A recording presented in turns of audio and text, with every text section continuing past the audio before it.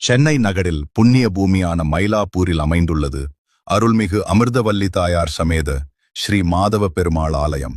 இது திவ்ய தேச ஸ்தலங்களுக்கு இணையான ஒரு ஸ்தலம் என்றே சொல்லலாம். 12 ஆழ்வார்களில் ஒருவரான பேயாழ்வார் அவதரித்த ஸ்தலம். ஒருமுறை பெருமாளின் சாந்த குணத்தை சோதிக்க பிருகுமுனிவர் அவரது மார்பில் எட்டி உதைக்க முயன்றார். இதனால் பெருமாளின் மார்பில் குடிகொண்டிருக்கும் மகாலட்சுமி தாயார் பெருமாளிடம் கோவித்து கொண்டு சென்று விட்டார். தனது தவறை உணர்ந்த பிருகுமுனிவர் பிராயச்சித்தம் வேண்டி மகாலட்சுமி தாயார் தனக்கு மகளாக பிறக்க வேண்டும் என வேண்டி ஒரு ஆசிரமம் அமைத்து அவரை நோக்கி தவம் இருந்தார். அவரது வேண்டுதலின்படி மகாலட்சுமி தாயார் இங்குள்ள சந்தான புஷ்கரணியில் ஒரு மாசிமக தினத்தில் குழந்தையாக அவதரித்தார். இவ்வாறு மகாலட்சுமி தாயார் அவதரித்த ஸ்தலம் இது என்பது குறிப்பிடத்தக்கது.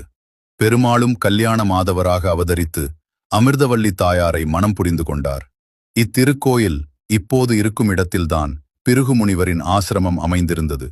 மாசி மாதம் மக நட்சத்திரத்தில் பௌர்ணமியில் சகல தீர்த்தங்களும் இத்திருக்குளத்தில் வந்தடைவதாகவும் அப்பொழுது இத்திருக்குளத்தில் நீராடி அருள்மிகு அமிர்தவல்லி தாயார் சமேத அருள்மிகு மாதவ பெருமாளை வழிபட்டால் புத்திர பேரும் சகல செல்வங்களும் கிட்டும் என பிரம்மாண்ட புராணத்தில் மயூரபுரி மகோதமியத்தில் கூறப்பட்டுள்ளது. இவ்வாலயத்தின் நடைபெறும் திருக்கோவிலூர் வைபவம், ராமானுஜர் மடியில் சம்பத்குமாரர் அமரும் வைபவம் மற்றும் சொர்க்கவாசல் திறப்பு போன்றவை சிறப்பு வாய்ந்தது.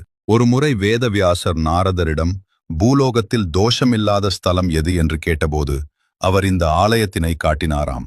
இந்த ஸ்தலம் கலி தோஷமில்லா ஸ்தலம் என்று அழைக்கப்படுகிறது.